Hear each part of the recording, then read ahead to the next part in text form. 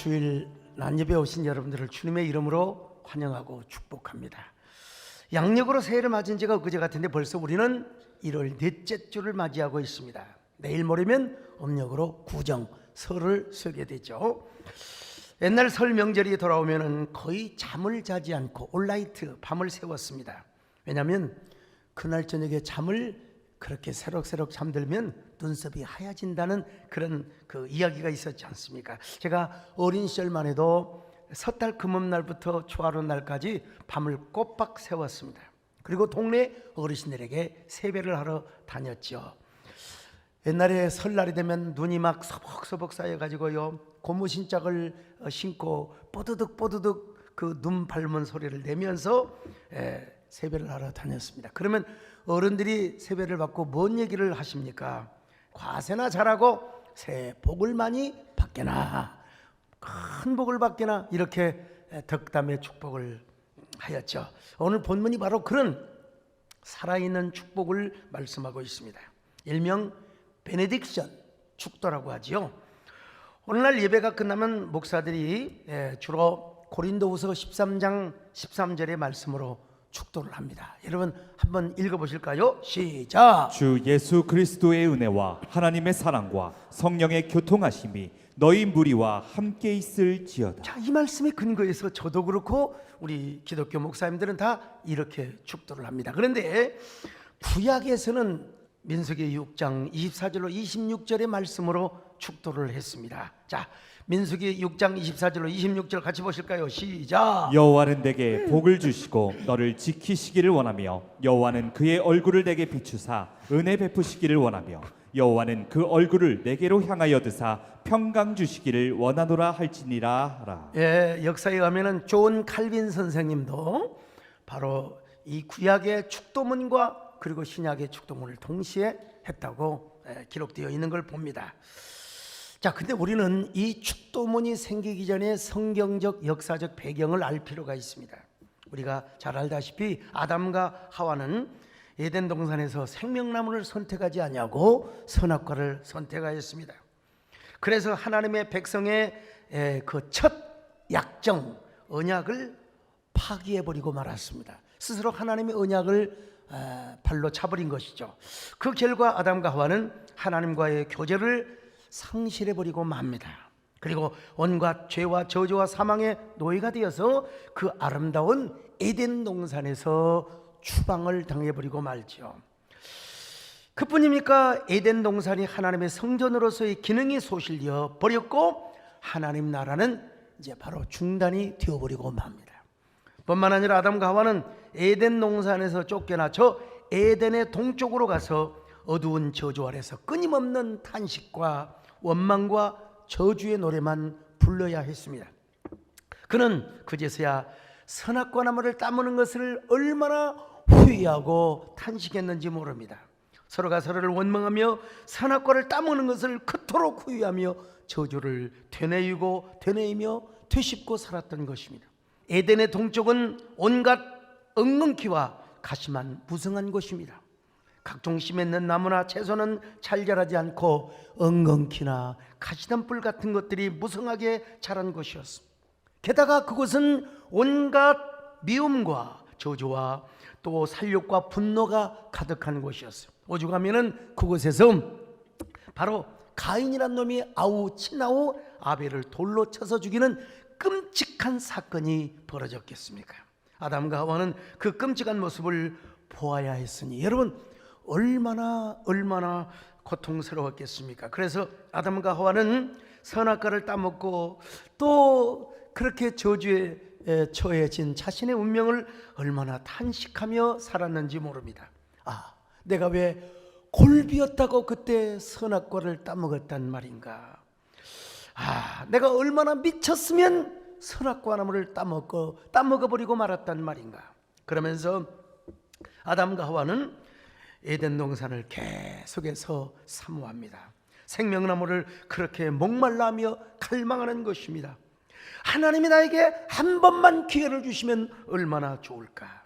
그런 사모하는 마음과 갈망하는 마음으로 가득해가지고 에덴 동산의 정문으로 가보게 된 것입니다. 그랬더니 하나님께서 그룹 천사들로 하여금 화염검을 들고, 소위 말하면 불칼을 들고, 여러분 칼에서 막 불이 번쩍번쩍 빛나는 이 화염검을 들고, 그 화염검은 심판의 칼이기도 하고 정의의 칼이기도 하고 진노의 칼이기도 있어요. 그래서 아담과 하와로 하여금 바로 에덴 동산에 들어오지 못하도록 지키고 있게 하였단 말입니다. 그러면 왜 천군 천사가 그것을 지키도록 했단 말입니까? 하나님께서 단 한 번이라도 기회를 주실 일이지 왜 그랬을까요? 그것은 바로 하나님의 언약 때문이었습니다. 언약. 하나님은 생명나무와 선악과목을 통해서 언약을 체결하지 않았습니까? 그러므로 하나님의 언약을 스스로 파기했으니까 어쩔 수 없이 그들은 언약의 결과대로 살아야 했던 것입니다. 언약의 아주 중차대함을 여기서 보여주고 있는 것이죠. 이제는 더 이상 생명나무를 따먹을 기회를 잃어버리고 이제는 제2의 생명나무 되시는 예수 그리스도 메시아를 기다려야 했던 것입니다. 그래서 그들은 에덴 동산을 생각할 때마다 절망하며 탄식합니다. 그리고 낮에나 밤에나 언제나 눈물 머금고 생명나무를 그리워하였습니다. 안지나서나 생명나무, 그리고 천학개나 생명나무. 자, 그런데 하나님은 아담과 하와를 그냥 내쫓지 않으시고 그 언약의 회복을 약속하셨습니다. 바로 그 회복의 포인트가 누구냐? 예수 그리스도, 둘째 아담으로 오시는 분. 바로 그래서 메시아를 아담과 그의 후손들에게 보내어서 그 메시아를 통하여 사탄의 머리통을 완전히 뭐라고 할까요? 징벌하시고 깨뜨리시고, 그리고 모든 아담과 하와의 후손의 죄를 용서하시며 다시 구원을 얻게 해주신다는 약속을, 바로 이 말씀을 바로 원복음이라고 하는데 창세기 3장 15절에 잘 표현되어 있습니다. 창세기 3장 15절입니다. 시작. 내가 너로 여자와 원수가 되게 하고 내 후손도 여자의 후손과 원수가 되게 하리니 여자의 후손은 내 머리를 상하게 할 것이요 너는 그의 발꿈치를 상하게 할 것이니라 하시고. 여러분 보십시오. 여기서 여자의 후손이 뱀의 머리통을 완전히 박살내 버리게 된다는 것입니다. 여러분, 사람이건 짐승이건 간에요, 머리가 죽으면 다 죽는 것입니다. 그러니까 하나님은 사탄의 모든 생명과 권세를 송두리째 박살내 버리신다는 것이죠. 그리고 아담과 하와의 죄 문제를 해결해 주시고 그 후손들에게 구원의 길을 약속해 주신다는 것입니다. 그러자 아담이 이 하나님의 언약을 받고 자신의 아내의 이름을 뭐라고 부릅니까? 하와라고 불렀습니다. 하와. 이 하와야말로 모든 산자의 어머니라고 하는 뜻이죠. 창세기 3장 20절을 같이 보시겠습니다. 시작. 아담이 그의 아내의 이름을 하와라 불렀으니 그는 모든 산자의 어머니가 됨이더라. 자, 그래서 우리 하나님은 한 증표를 보여주셨는데, 그런 아담과 하와에게 가죽옷을 입혀 주신 것입니다. 창세기 3장 21절을 보십니다. 시작. 여호와 하나님이 아담과 그의 아내를 위하여 가죽옷을 지어 입히시니라. 여러분, 이 가죽옷에는 하나님의 자비와 하나님의 은혜가 바로 담겨 있는 의미를 보여주는 옷이었습니다. 이 가죽옷을 지어 입히기 위해서 하나님께서는 어떤 한 짐승이 죽도록 해야 했고, 그 희생의 제사의 예물을 드리고 난 다음에 바로 가죽옷을 하나님이 지어 주셨다는 것 아니겠습니까? 이것이야말로 장차 그의 후손들이 예수 그리스도의 죽음으로 말미암아 입게 될 의의 옷을 일시적으로 보여주었던 것이죠. 그러니까 아담과 하와는 에덴 동산을 갈망할 수밖에요. 언제나 제2의 생명나무 되시는 그리스도 예수, 그리고 둘째 아담으로 오실 예수 그리스도를 고대하며 그리워했던 것입니다. 이제 내가 에덴 동산에 들어가면 절대로 다시 한번 하나님이 나에게 기회를 주시면 선악과 나무는 쳐다보지도 않으리. 언젠가 여자의 후손으로 오실 예수 그리스도 그 생명나무를 붙잡으며 살아가리라, 이런 결심을 하면서 여러분, 아담과 하와 그리고 후손들은 언제나 생명나무를 갈망하고 또 갈망했습니다. 아마 어쩌면 아담과 하와는 저 에덴 동산의 정문 동쪽문을 향하여 이런 노래를 부르고도 남았을 것입니다. 낮에나 밤에나 눈물 머금고 에덴의 생명나무 고대합니다. 꿈에도 그리운 에덴 동산에 생명나무의 턱에 그립습니다. 갈망합니다.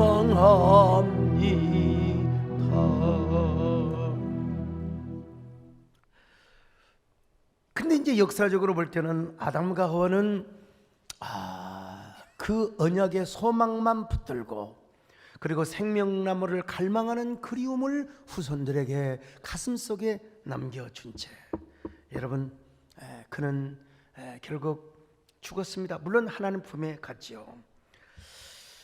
그래서 아담과 하와 속에서 이글거리고 불탔던 그 언약의 소망은 후손들의 가슴속에 이어졌습니다. 바로 그런 그들에게 하나님은 마침내 에덴 동산으로 가는 길을 열어주셨습니다. 보여주셨습니다. 바로 그 길이 무엇이냐? 훗날 계시된 성막과 성전이라고 하는 시스템이었습니다. 자, 하나님은 바로 구약의 성전 속에 보이지는 않지만 영적으로 에덴의 구조와 시스템을 담아 놓으셨습니다. 그래서 그 성막과 성전을 통해서 에덴 동산으로 가는 길을 여러분 가르쳐 주신 것이죠.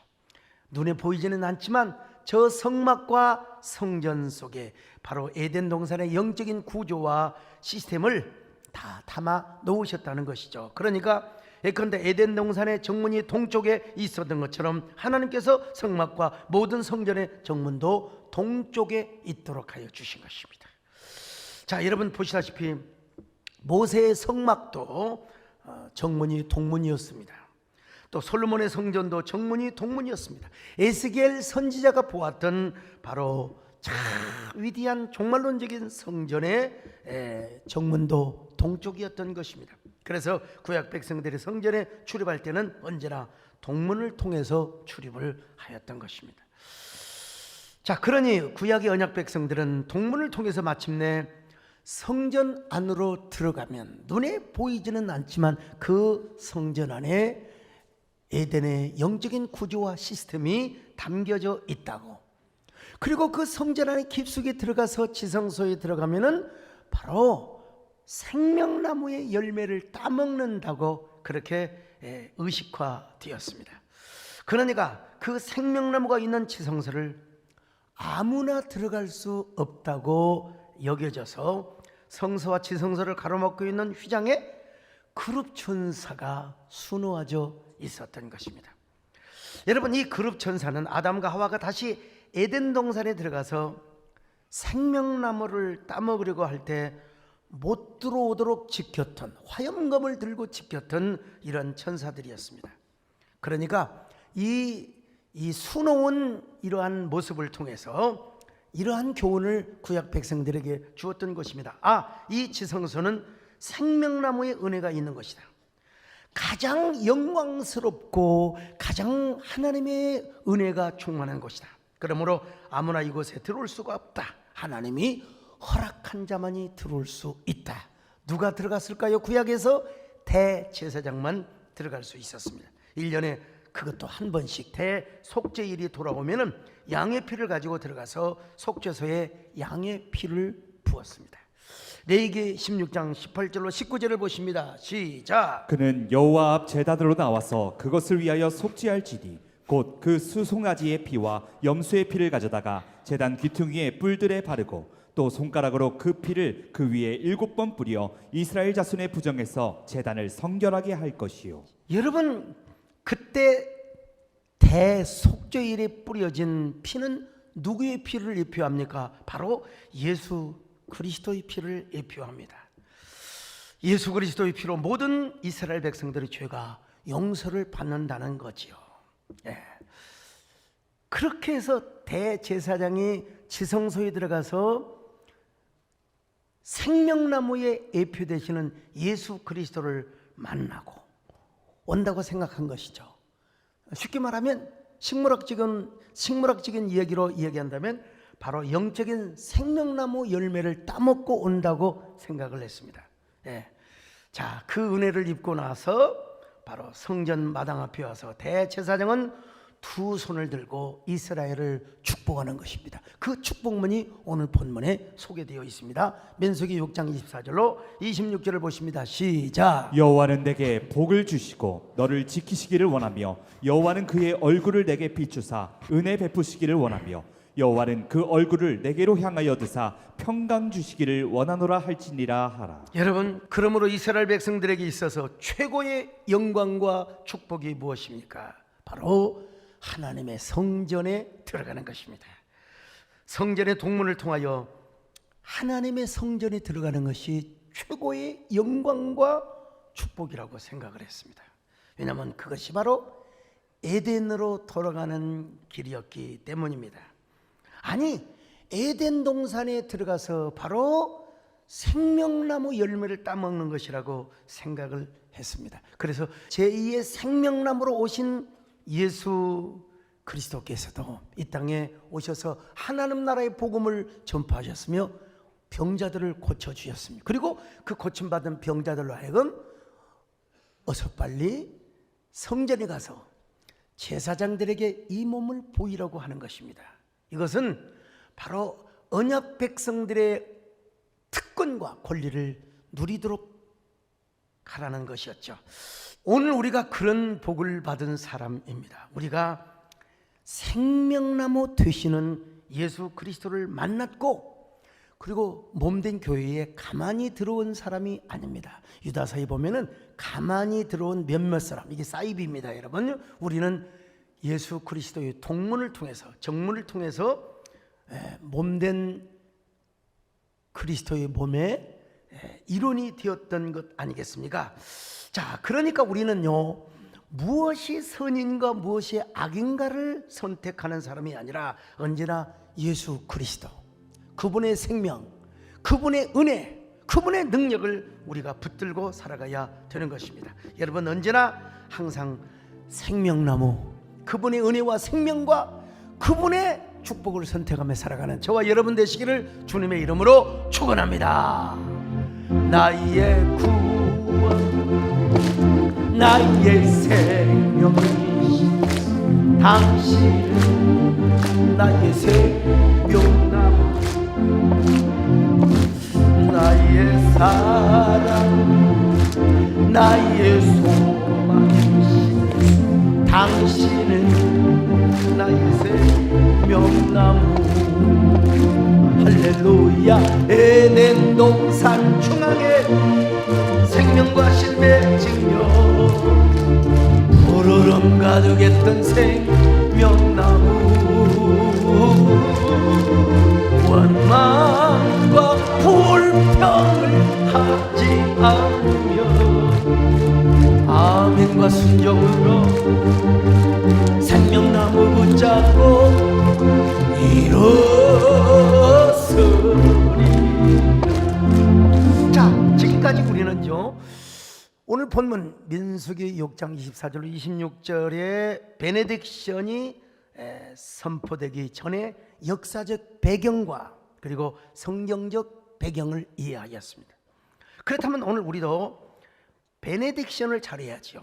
성경적 베네딕션. 우리 자녀를 향하여, 부부를 향하여, 배우자를 향하여, 그리고 가족을 위하여, 우리의 생업장과 그리고 이 나라 이민족을 축복하며 살아야 합니다. 아니, 먼저 나 자신을 향하여 축복하며 살아가야 합니다. 제가 이 말씀을 증거할 때마다 이런 실습을 했는데 여러분 아마 기억하실 겁니다. 이게 본문이 나오는 4개 혹은 너라는 말에 블랭크를 표시해 놓을 테니까 여러분의 이름을 넣어서 여러분 한번 축복하시기를 바랍니다. 저는 소강석이라고 하지만 여러분은 여러분의 이름을 부르시면 되는 겁니다. 다 같이 한번 해보겠습니다. 시작. 여호와는 소강석에게 복을 주시고 소강석을 지키시기를 원하십니다. 여호와는 그의 얼굴을 소강석에게 비추사 은혜 베푸시기를 원하며 여호와는 그 얼굴을 소강석에게 향하여 드사 평강 주시기를 원하노라. 자, 오늘 여러분 본문을 구조 분석하면은 앞에 선언이 바로 그 다음 선언에서 이루어지는 것으로 나타나 있습니다. 앞에서 A1, A2, A3를 이렇게 나누게 되면은 뒤에서는 B1, B2, B3로 이루어지는 것을 보게 됩니다. 자, 이렇게 하면 무슨 말인지 잘 못 알아들을 거예요. 자, 그러면 제가 한번 이렇게 분석을 해서 말씀을 드립니다. A1, 여호와는 내게 복을 주시고, B1이 나오죠. 너를 지키시기를 원하시며, A2, 여호와는 그의 얼굴을 내게 비추사, B2, 은혜 베푸시기를 원하시며. 자, A3, 여호와는 그 얼굴을 내게로 향하여 드사, 바로 대시하고 B3입니다. 평강 주시기를 원하노라. 여러분, A1, A2, A3에서는 모두 여호와 하나님이 주어가 됩니다. 각 문장에서 여호와를 한 번만 사용해도 되는데 계속 문장마다 여호와의 이름이 등장하고 있습니다. 그리고 B1, B2, B3 동사마다 모두 미완료형 동사로 이렇게 표기되어 있습니다. 그러니까 하나님은 과거에만 축복을 하시는 것이 아니라 현재에도 축복을 하고 미래에도 계속해서 우리에게 복을 주신다는 말씀이죠. 여러분, 어떤 사람이 이렇게 물어볼지 모릅니다. 아니, 축도는 목사님만 할 수 있는 거지 우리도 할 수 있나요? Of course, 당근이죠. 예. 가정에서는 가장이 자녀들에게 축복할 수 있습니다. 부모님이 자녀들을 축복할 수 있습니다. 우리는 마르틴 루터가 그 제기하였던 만인 제사장론을 우리는 그대로 믿기 때문에 그렇습니다. 성경도 이렇게 말씀하지 않습니까? 베드로전서 2장 9절입니다. 시작. 그러나 너희는 택하신 족속이요 왕 같은 제사장들이요 거룩한 나라요 그의 소유가 된 백성이니. 자, 그렇습니다. 여러분, 택하신 족성이요 왕 같은 제사장이라고 말씀하지 않습니까? 물론 공교회에서 공예배 후에 목사가 축도를 하는 것입니다. 그러나 가정에서는 여러분들이 얼마든지 할 수 있어요. 뭘 근거로 해서요? 오늘 본문 민수기 6장 24절로 25절의 말씀을 근거로 해서 여러분이 축복을 할 수 있습니다. 자, 오늘 블랭크에다가 여러분의 가정을 한번 표시해 놓겠습니다. 자, 우리 함께 우리 가정이라고 이렇게 고백하면서 우리 가정을 축복해 보시기를 바라겠습니다. 자, 같이 합니다. 시작. 여호와는 우리 가정에게 복을 주시고 우리 가정을 지키시기를 원하며 여호와는 그의 얼굴을 우리 가정에게 비추사 은혜 베푸시기를 원하시며 여호와는 그 얼굴을 우리 가정에게로 향하여 드사 평강 주시기를 원하노라. 여러분 아멘입니까? 할렐루야입니다. 축복합시다. 여러분 축복합니다.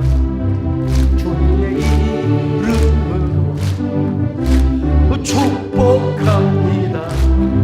주님의 사랑으로 이곳에 모인 주의 거룩한 자녀에게 주님의 기쁨과 주님의 사랑이 충만하게 넘치기를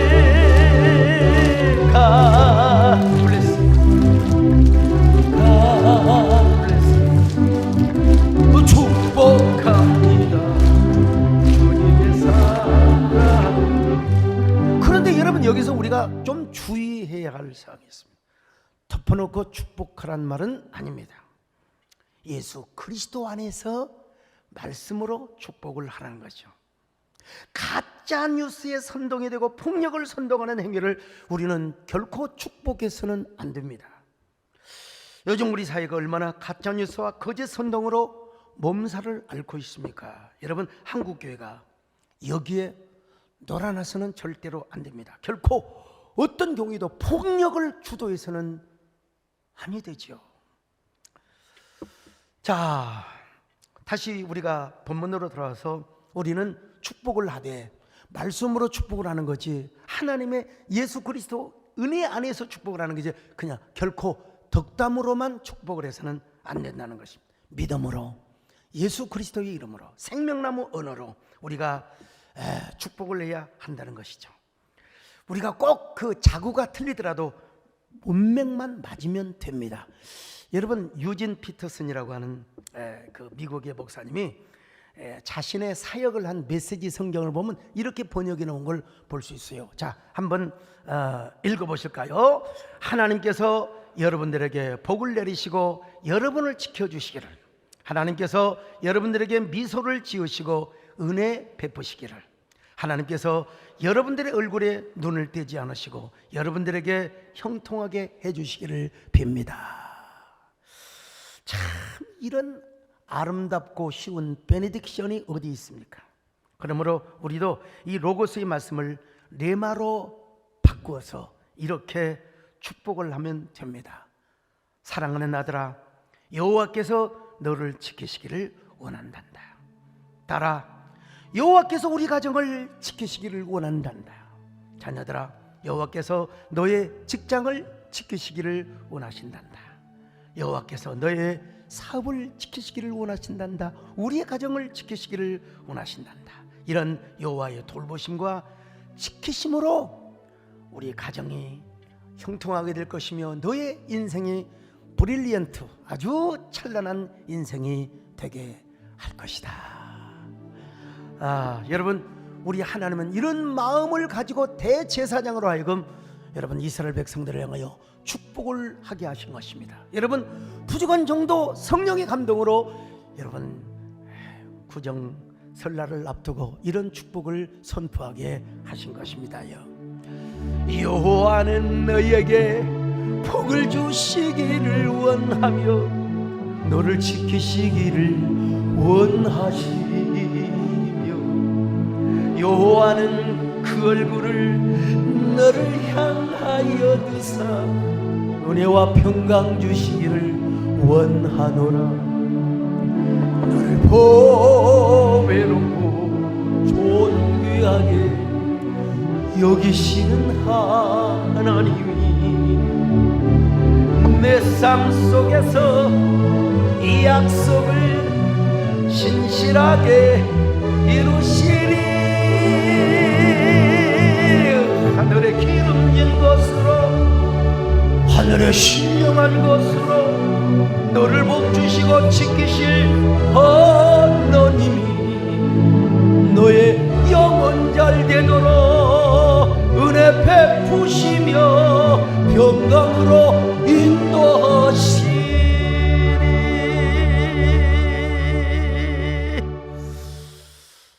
우리가 이렇게 하나님의 이름으로 하나님의 은혜 안에서 축복을 하는 것이 참 여러분 좋습니다. 그러면서 여러분 말로만 축복을 하는 것이 아니라 하나님의 이름으로 예물을 드리면서 욥처럼, 아브라함처럼, 이삭과 야곱, 요셉처럼 여러분 자녀들을 위하여, 우리 가정을 위하여 하나님 귀한 예물을 드리면서 축복을 하는 것이 여러분 좋습니다. 옛날 어린 시절에 시골에서 세배를 다니다 보면은 그 어르신들이 말로만 덕담의 축복을 하는 것을 많이 봅니다. 저 어르신 내가 세뱃돈을 주시지 않을까 기다리는데 서로 어줍지 않아 가지고 자리에 일어서는 경우가 있었습니다. 근데 어떤 어르신들은요 세뱃돈을 줍니다. 정말 세뱃돈을 줘요. 여러분, 세상에 수많은 세월이 지났음에도 불구하고 세뱃돈을 주던 그 어르신네는 지금도 머릿속에 절대로 사라지지 않습니다. 또렷하게 기억이 되고 있습니다. 여러분도 자녀들이 세배를 하면은 말로만 덕담하지 마시고요. 여러분 세뱃돈도 좀 많이 주시길 바랍니다. 풍성하게 주세요. 옛날에 설날이면 자녀들이요 아주 현찰을 가장 많이 움켜주던 때였습니다. 절호의 찬스였죠. 오늘날도 마찬가지라고 생각합니다. 자녀들에게 세뱃돈을 주는 것이 좋습니다. 여러분 하물며 하나님 앞에서 이겠습니까? 자녀들에게 세뱃돈도 줘야 하지만 하나님께 새해를 맞이하면서 소원 헌금 우리 다 이미 하였지만 부족하다가 생각하신 분들은 내가 좀 더 해야 되겠구나. 이런 분들은 동참해 주시기를 바랍니다만 특별 소원 예물을 드리는 것 얼마나 귀한 일인지 알 수가 없습니다. 오늘 본문의 축복문도 반드시 제사장이 속죄제와 번제를 드리고 나서 성전에 들어갔습니다. 그리고 그 지성소에 들어가서 생명나무 되시는 예수 그리스도를 만났고 거기에서 이스라엘 백성들을 축복을 한 것입니다. 그럴 때 그 축복이 온 이스라엘 백성들에게 미치고 또 주어지게 되었던 것입니다. 제 아들이 고등학교를 다닐 때였습니다. 당연히 설을 맞으면 저도 아들에게 세뱃돈을 줬지요. 김정호 장로님, 배영수 장로님, 또 우리 장로님들의 인심이 풍성해가지고 그때 박인환 장로님, 서광수 장로님 할 것 없이 우리 아들에게 막 세뱃돈을 많이 주었습니다. 1년 최고의 수입 날짜지요. 아들이 기뻐서 어쩔 줄을 몰라요. 오져가지고 말이죠. 그때 제가 아들에게 조용히 다가가서 속삭였습니다. 아들아, 그 세뱃돈 하나님께 드리면 안 되겠니?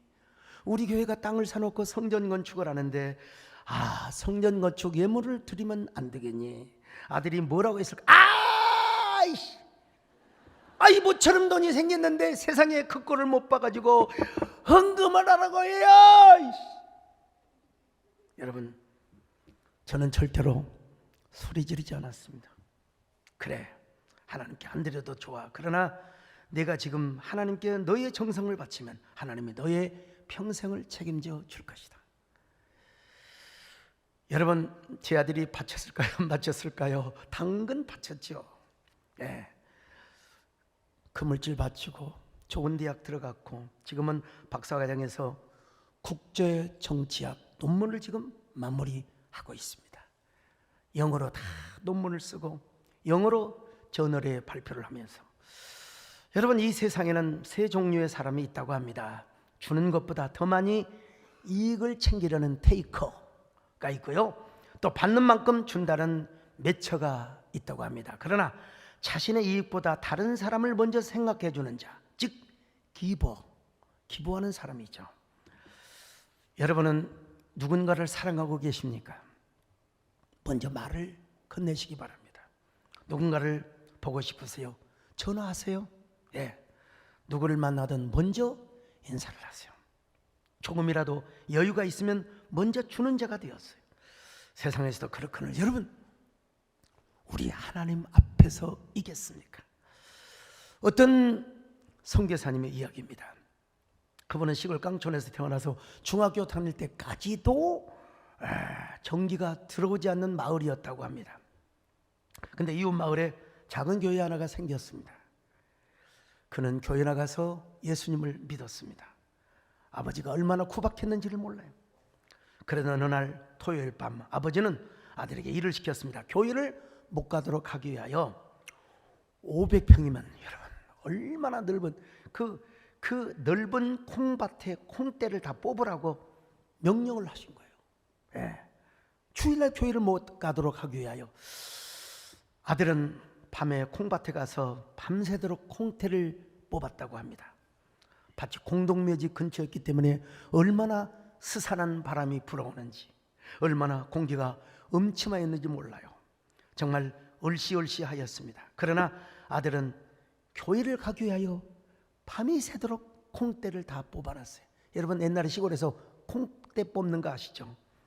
다음날 아버지가 아침 일찍 가서 보니까 밭에 콩대가 다 뽑힌 것을 보고 감동을 받았어요. 교회 나가는 걸 아버지가 아들에게 말릴 수가 없었습니다. 훗날 아버지도 아들이 다니던 교회를 나왔습니다. 훗날 아들이 아버지에게 물어봅니다. 아버지, 어떻게 그렇게 교회를 나오실 수 있으셨어요? 아버지가 대답합니다. 내가 그때 정말 콩대를 뽑았는지 안 뽑았는지 보기 위하여 다음날 콩밭에 갔더니 세상에 콩대를 네가 다 밤을 새워 뽑아놨더라. 그리고 마지막 콩줄 2줄에는 콩대마다 너의 손바닥에서 나는 피가 묻어 있더라. 손에 피가 나도록 콩대를 뽑는 것을 보고 네가 믿는 하나님이 도대체 어떤 분인가? 네가 섬기는 예수 그리스도가 도대체 어떤 분인가? 내가 궁금해서 교회를 나왔단다. 그리고 내가 예수 그리스도를 구주로 영접하고 이렇게 너처럼 하나님의 자녀가 되었단다. 그 아이의 헌신과 희생이 아버지의 마음을 감동시켰던 것입니다. 오늘 여러분, 이 말씀 앞에 여러분들은 지금 누구의 마음을 감동시키고 있습니까? 특별히 여러분은 하나님의 마음을 얼마나 감동시키고 있습니까? 지난번 철학의 때도 말씀드렸지만은 우리는 하나님이 우리를 축복하시기 전에 우리가 먼저 하나님을 불악화해야 한다고 했습니다. 우리가 하나님을 축복하고 하나님을 송축하는 그런 사람이 되어야 한다고 했어요. 그럴 때 하나님께서는 이 땅에 필요한 모든 평강과 강건, 모든 형통과 축복, 아슈레이의 축복을 주신다고 말씀드렸지 않습니까? 하나님께서 이 땅에서 반드시 여러분을 아슈레의 축복으로 함께 해주시기를 바랍니다. 여러분, 승진하기를 원하시며 형통하기를 원하시며 번성하기를 원하신 여러분들, 하나님께서 그런 아슈레의 축복을 주시기를 바랍니다. 근데 먼저 우리가 뭘 해야 된다고요? 송축, 브라카를 잘 해야 합니다. 여러분, 새해를 맞이하여 우리 모두가 먼저 하나님을 브라카하게 하여 주옵시고 그 브라카의 은총으로 우리가 자녀들을 축복하게 하여 주옵소서. 우리의 가정을 축복하여 주시옵소서. 주여, 새해는 우리를 더욱더 지켜주시기를 바랍니다. 새해는 우리에게도 은혜를 베풀어 주시기를 바랍니다. 우리가 마음을 다하고 성품을 다하고 힘을 다하여 하나님을 섬기게 싸우니 우리에게 평강을 나리워 주옵소서. 주여, 모든 역경이 물러가게 하여 주옵소서. 형통함이 넘치게 하여 주옵소서. 장성창대하게 하나님 복의 복을 허락하여 주시옵소서. 주님, 오늘 이 말씀이 땅에 떨어지지 않고 생명의 씨앗, 축복의 씨앗으로 우리의 가슴에 떨어지게 하여 주옵소서. 그래서 이 축복의 기도문, 이 베네딕션, 오늘 본문의 축복의 말씀이 하나님이여 우리의 가슴에 씨로 떨어지고 우리의 가정의 축복의 씨앗으로 떨어져서 하나님이여 천배 만배 이상의 결실을 맺게 하여 주시옵소서. 하나님, 우리가 먼저 하나님을 송축하기를 원합니다. 하나님께서도 우리를 평강 주시기를 바라며 아슈레의 축복으로 주실 줄로 믿습니다. 새해에는 우리를 더욱더 지켜주시기를 바랍니다. 새해는 우리에게 은혜를 더 베풀어 주시기를 바랍니다. 마음을 다하고 성품을 다하고 힘을 다하여 주님을 사랑하게 싸우니 하나님 우리를 지켜주시고 우리에게 복을 허락하여 주시옵소서. 우리는 모두 좋은 말, 축복의 말, 우리 자녀들과 사랑하는 모든 성도들을 향하여, 우리의 생업장을 향하여 축복하며 살아가는 저희들 되게 하여 주시옵소서. 예수님의 이름으로 기도드리옵나이다. 아멘.